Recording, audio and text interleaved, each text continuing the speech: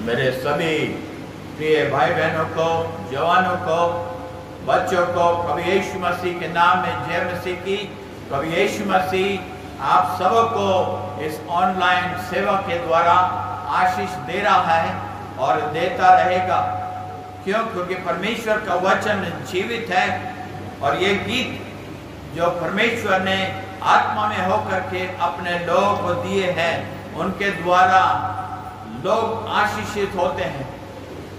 एक बार एक सभा में एक भाई एक गीत को गा रहा था स्टेज के ऊपर, और जब गा रहा था तो लोग, मैंने देखा लोग आंसुओं से रो रहे थे, क्योंकि वह गीत ही ऐसा था प्रभु यीशु मसीह के लहू के विषय में। लोग अपने आंसुओं को रोक नहीं सके। क्यों? क्योंकि जब आत्मा में होकर के ये गीत परमेश्वर ने लोगों को दिए हैं, तो परमेश्वर निश्चित अपने काम को उन गीतों के द्वारा भी करता है। और परमेश्वर का वचन तो जीवित है ही, उसमें तो कोई शक नहीं है, और वो हर एक के जीवन में आत्मा, प्राण और शरीर में अद्भुत काम करता है। तो हम छोटी प्रार्थना करेंगे। हमारे जीवित अनुग्रहकारी परमेश्वर प्रभु यीशु मसीह में होकर के हम तेरे सन्मुख है और प्रार्थना करते हैं इन गीतों, इस गीत के द्वारा, वचन के द्वारा लोगों के जीवनों में अद्भुत काम कर। और प्रभु यीशु मसीह बहुत सारी आत्माएं इस अंत के समय में तुझे अपने जीवन में ग्रहण करें, और हम प्रार्थना करते हैं प्रभु यीशु मसीह विश्वासियों को विश्वास में दृढ़ और मजबूत कर वचन के अनुसार जीवन बिताने के लिए अनुग्रह प्रदान कर। मैं अपने गले को तेरे हाथों में सौंपता हूं, यीशु के नाम से मांगता हूं, आमीन।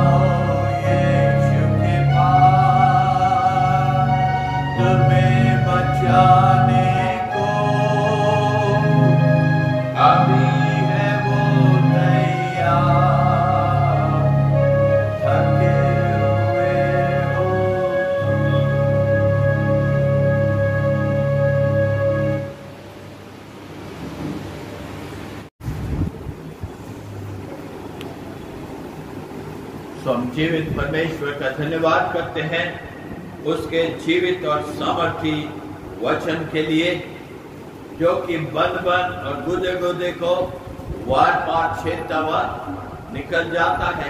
क्यों? क्योंकि इसका वचन जीवित है। हालेलुया! उसका वचन जीवित है, और जो चीज जीवित है वो हरकत करती है, अपना काम करती है।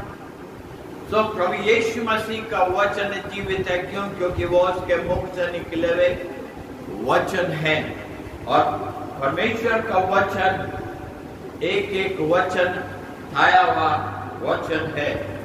तो आज का परमेश्वर का वचन का शीर्षक है, यीशु मसीह इस संसार में क्यों आया था, उसका आने का मकसद, उसका आने का क्या तात्पर्य था इस संसार में।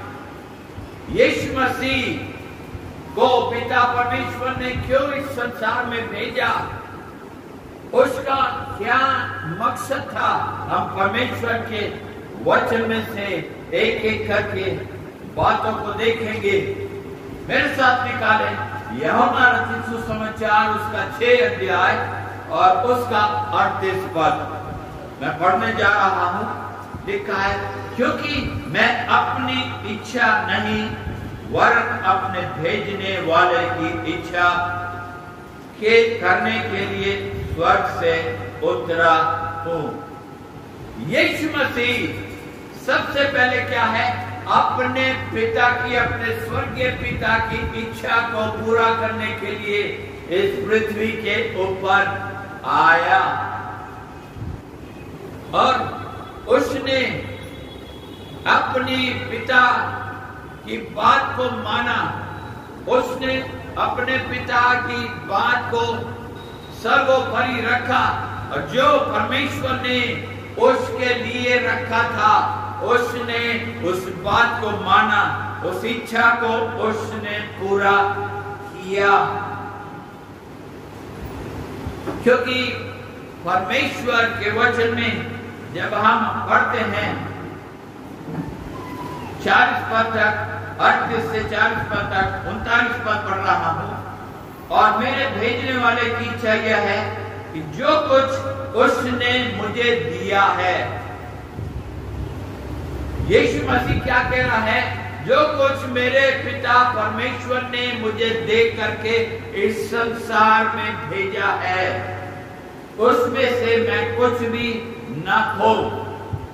वो नहीं चाहता कि कोई मनुष्य पाप में खो जाए, पाप में मर जाए।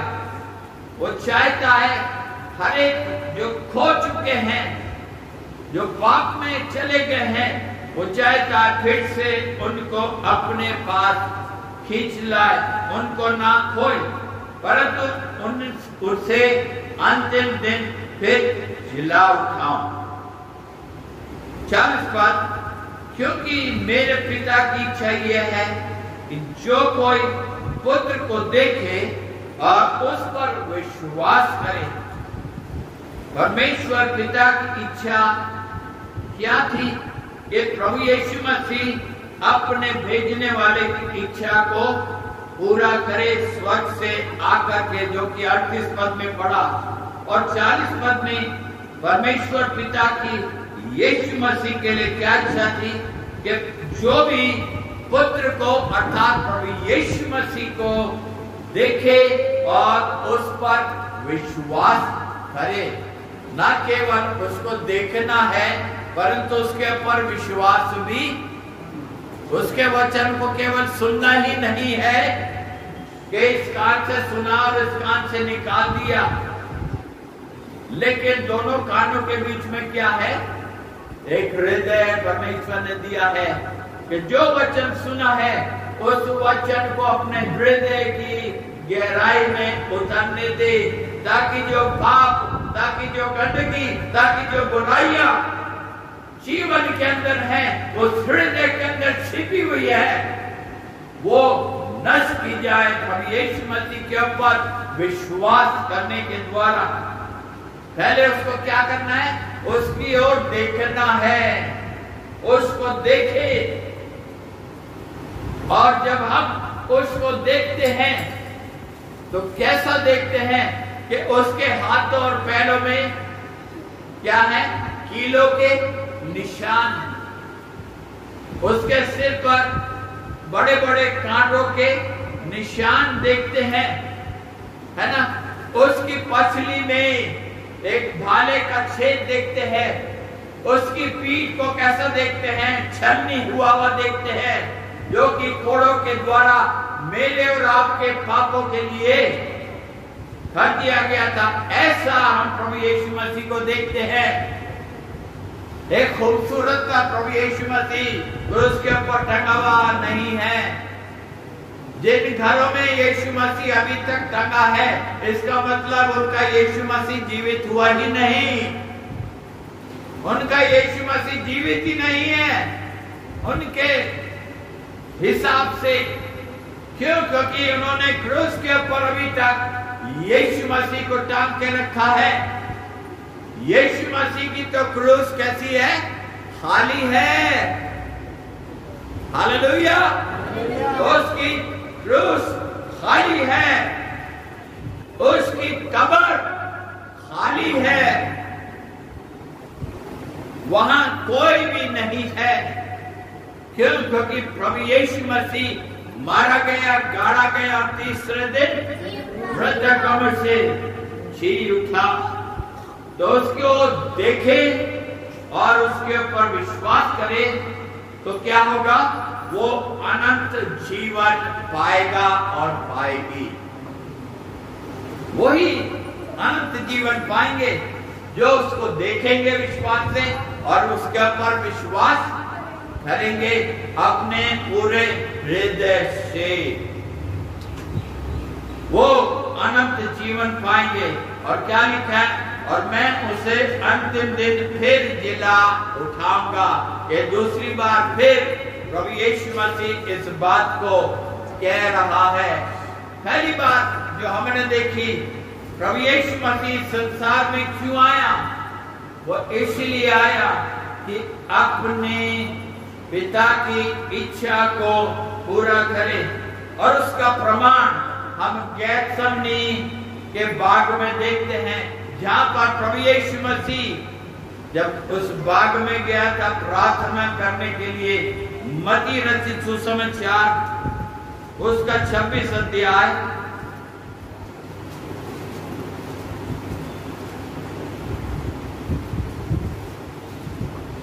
और उसका 39 पद यहां लिखा है। फिर वो थोड़ा और आगे बढ़कर मुंह के बल गिरा और प्रार्थना की, हे मेरे पिता, यदि हो सके तो ये कटोरा मुझसे टल जाए। ये कटोरा क्या था? एक कटोरा समस्त मानव जाति के पाप से भरा हुआ कटोरा था, जिसको प्रभु यीशु मसीह को लेना था, उसको पीना था। पाप कड़वे होते हैं। वो यीशु मसीह को जो मुझे और आपको करना था, वो प्रभु यीशु मसीह ने किया। तो भी आगे यीशु मसीह क्या कहता है? तो भी जैसा मैं चाहता हूं वैसा नहीं, परंतु जैसा तू चाहता है मेरे स्वर्गीय पिता, मेरे जीवित परमेश्वर, तू जैसा चाहता है वैसा ही हो। उसने ये 2 बार प्रार्थना की थी, लेकिन अंत में उसको मालूम हो गया मेरे पिता की इच्छा को मुझे पूरा करना है, और उसको पूरा करके मुझे इस क्रूस के ऊपर जाना है। यदि मैं इस क्रूस के ऊपर नहीं जाऊंगा तो मानव जाति का किसी भी प्रकार से उद्धार नहीं हो सकता, उन्हें अनंत जीवन नहीं मिल सकता, उन्हें पापों की क्षमा नहीं मिल सकती, यदि मैं अपने पिता की इच्छा को पूरा करके क्रूस के ऊपर नहीं जाऊंगा तो। इसलिए उसने अपने पिता की इच्छा को पूरा किया। दूसरी बात, प्रभु यीशु मसीह सच्चाई की गवाही, सत्य की गवाही देने के लिए इस पृथ्वी के ऊपर आया, जो कि हम यूहन्ना रचित सुसमाचार उसके 18 अध्याय और उसके 37 पद में पढ़ते हैं।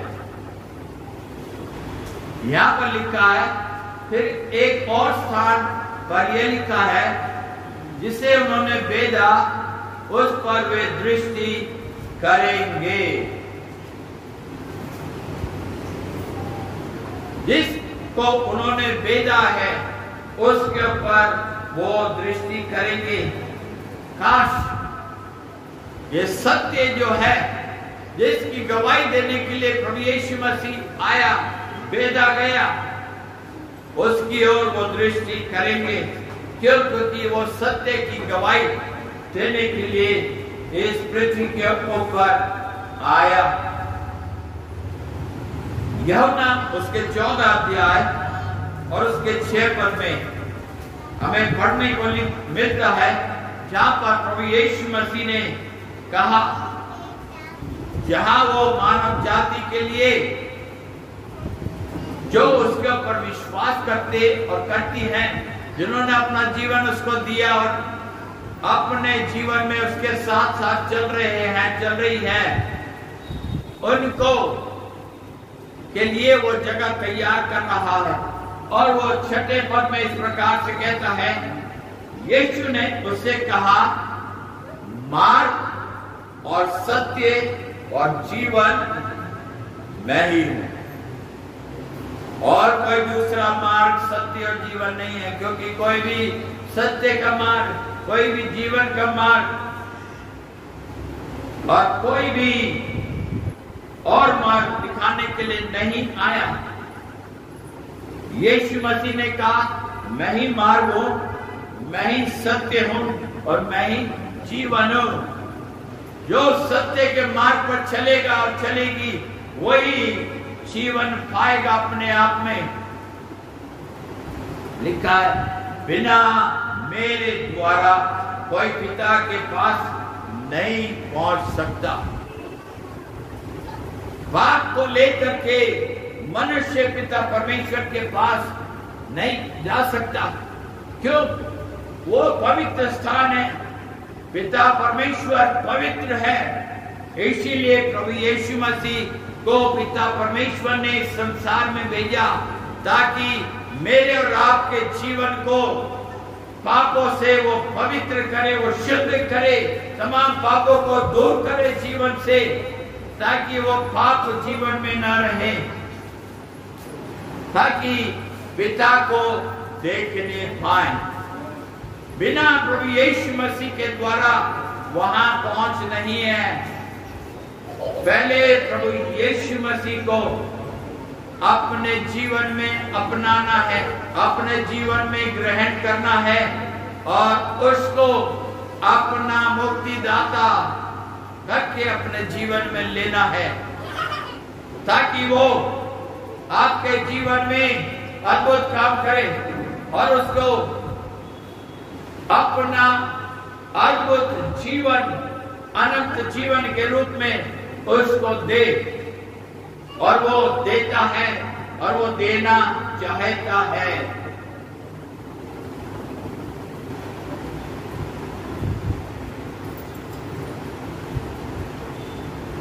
तीसरी बात, प्रभु यीशु मसीह खोए हुओं को ढूंढने के लिए आया। प्रभु यीशु मसीह खोए हुओं को ढूंढने के लिए आया।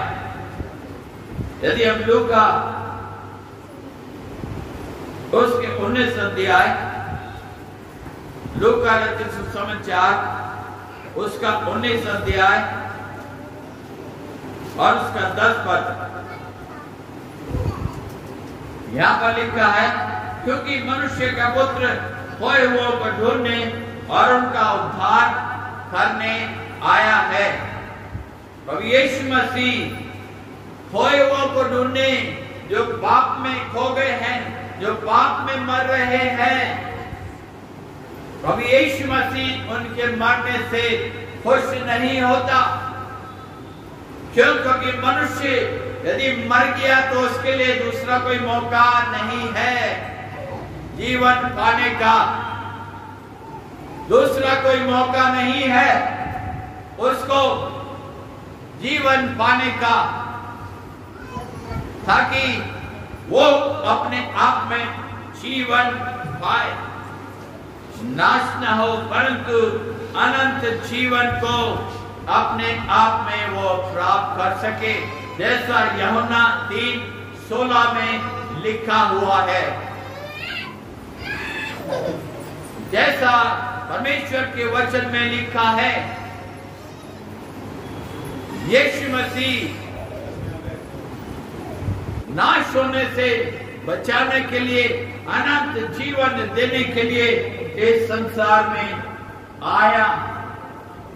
और उसका प्रमाण हम देखते हैं कि उसने जक्कई को बचाया, है ना। जक्कई उसका प्रमाण है। प्रभु यीशु मसीह को देखने के लिए वो आया था, नहीं देख पाया अपने कद के वजह से, वो पेड़ के ऊपर चढ़ गया। यीशु मसीह जब उस मार्ग से गया, यीशु मसीह ने ऊपर आंख उठा करके जक्कई को देखा, कहा चढ़ उतारा, क्योंकि मुझे तेरे घर में जाना अवश्य है। यीशु मसीह हर एक के घर में प्रवेश करना चाहता है। कौन से घर में? इस जीवन के घर में प्रवेश करना चाहता है। इस ईंट, पत्थर, सीमेंट और सरिये और चीजों से बनाए हुए घर में प्रभु यीशु मसीह नहीं चाहता, लेकिन हृदय के घर में चाहता है रहना, ताकि आप वहां अपने जीवन में उस बात को प्राप्त कर सके जो जक्कई ने अपने जीवन में पाया। यीशु मसीह को वो अपने घर में ले गया, और जब वहां पर गया उसने एक एक पापों का अंगीकार प्रभु यीशु मसीह के सन्मुख किया। प्रभु यीशु मसीह को उसने तमाम बातें बता दी। उनको मैं बताना नहीं चाहता, लेकिन तमाम पापों का अंगीकार उसने प्रभु यीशु मसीह के सामने कर दिया। और तब प्रभु यीशु मसीह का मुख खुला। क्या कहा प्रभु यीशु मसीह ने 9वें पद में? आज इस घर में उद्धार आया है। कौन से घर में? इस जीवन के घर में, जक्कई के इस जीवन के घर से उसने तमाम पापों को प्रभु यीशु मसीह पर विश्वास करने के द्वारा क्षमा पा ली थी, छुटकारा पा लिया था। उस जीवन के अंदर प्रभु यीशु मसीह के आज इस घर में उद्धार आया है। यदि आपने आज प्रभु यीशु मसीह के उस जीवन को, उस उद्धार को, उस पापों की क्षमा को नहीं पाया है जिसके लिए प्रभु यीशु मसीह संसार में आया, यदि आप उसका तिरस्कार करते हैं तो ये आपके लिए एक दुर्भाग्य की बात है कि सच्चाई को सुन करके उस सच्चाई का आप तिरस्कार कर रहे हैं जानबूझ करके आप उस सच्चाई का तिरस्कार कर रहे हैं, उस सत्य वचन का तिरस्कार कर रहे हैं, उस क्रूस पर चढ़ाए हुए प्रभु यीशु मसीह का तिरस्कार कर रहे हैं, जिसने आपके लिए हाथ और पैरों में, जिसने अपने सिर के ऊपर कांटों का ताज, जिसने अपनी पीठ के ऊपर कोड़े, जिसने अपने पसली में भाला छिलवा लिया, उसका आप जानबूझ करके तिरस्कार कर रहे हैं, तो फिर कोई और मार्ग नहीं है आपके लिए, फिर और कोई नहीं है आपको बचाने वाला। केवल प्रभु यीशु मसीह है जो कि आपको बचा सकता है, और कोई नहीं बचा सकता, क्योंकि वचन में लिखा हुआ है कि ना तो स्वर्ग के नीचे, ना मनुष्य में और कोई दूसरा नाम दिया गया जिसके द्वारा मानव जाति उद्धार प्राप्त कर सके और कोई दूसरा नाम नहीं दिया गया है। उसको हम पढ़ लेंगे परमेश्वर के वचन में से 4 अध्याय का, प्रेरितों के काम 4 अध्याय और उसका 12 पद। किसी दूसरे के द्वारा उद्धार नहीं है। परमेश्वर का वचन बहुत सफाई से बताता है, बहुत साफ है, बहुत निर्मल है। परमेश्वर का वचन में कोई भी बात छिपी नहीं है, सब कुछ एक खुली किताब के समान है। जब परमेश्वर के वचन को पढ़ते हैं तो परमेश्वर का वचन काटता है, वचन तोड़ता है, वचन बेचैन करता है पापों के लिए। और यदि उस बेचैनी को आप दबाते हैं, यदि आप उसका तिरस्कार करते हैं, तो वो आपके ऊपर है कि आपने जानबूझ करके उस सच्चाई का तिरस्कार कर दिया।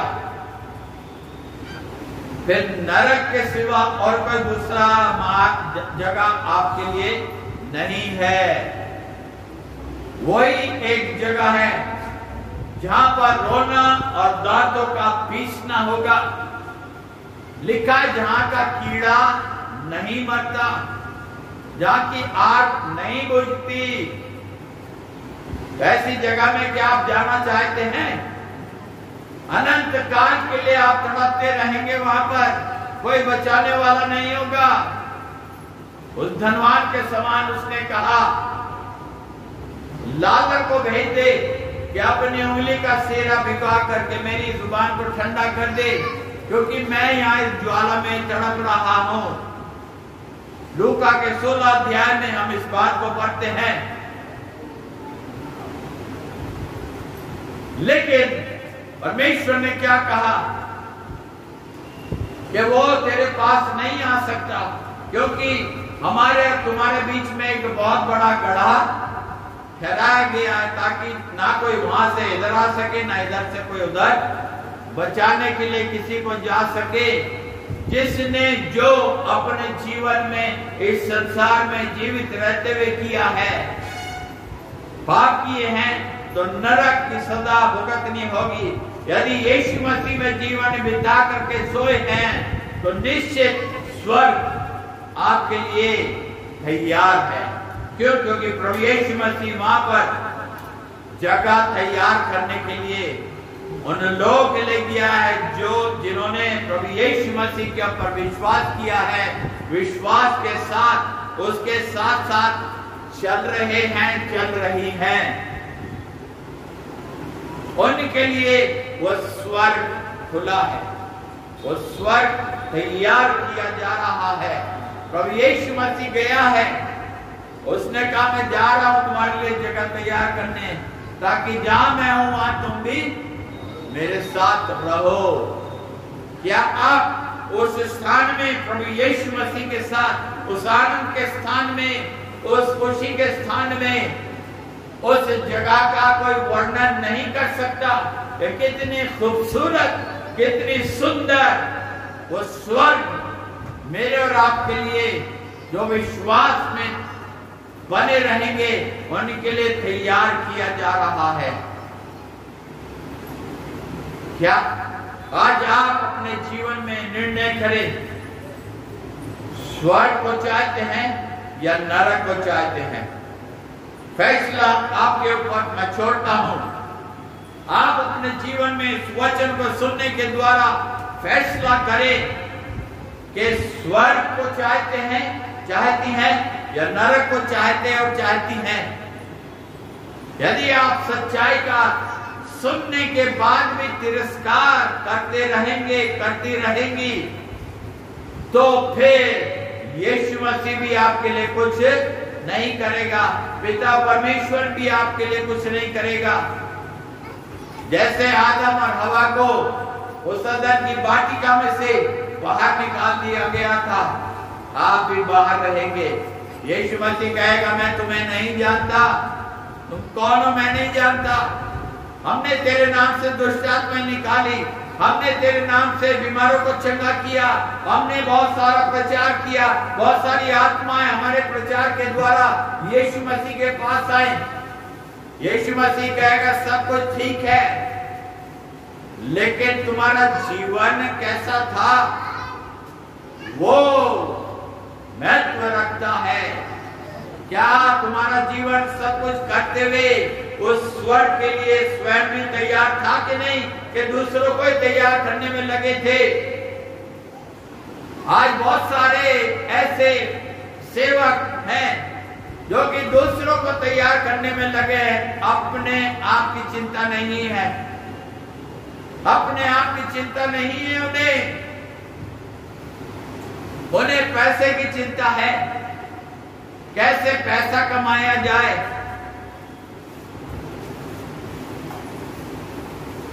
लेकिन अपने जीवन की उन्हें चिंता परवाह नहीं है। दूसरों को बचा करके स्वयं नरक में जाएं तो क्या फायदा? सेवा करने का क्या फायदा? बीमारों को चंगा करने का क्या फायदा होगा? दुष्टात्मा को से ग्रसित लोगों को चंगा करने का, छुटकारा देने का क्या फायदा होगा यदि स्वयं नरक में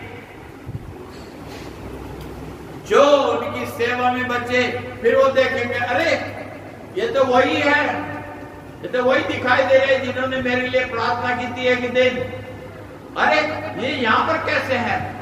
ये ऐसे हैं क्योंकि उन्होंने अपने जीवन की चिंता नहीं करी, दूसरों की ही चिंता में रहे। दूसरों के साथ साथ अपने जीवन की भी रक्षा करनी है, अपने जीवन की रक्षा करनी है कि कहीं दूसरों को सुसमाचार सुनाते सुनाते स्वयं नरक में ना चले जाए।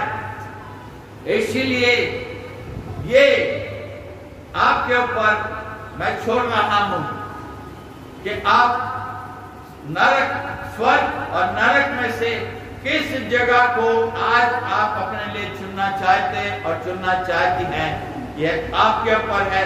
आपका निर्णय होगा कि आप किस प्रकार से इस वचन को अपने जीवन के अंदर ग्रहण करते और करती हैं। आइए हम अपनी आंखें बंद करें और परमेश्वर से प्रार्थना करेंगे।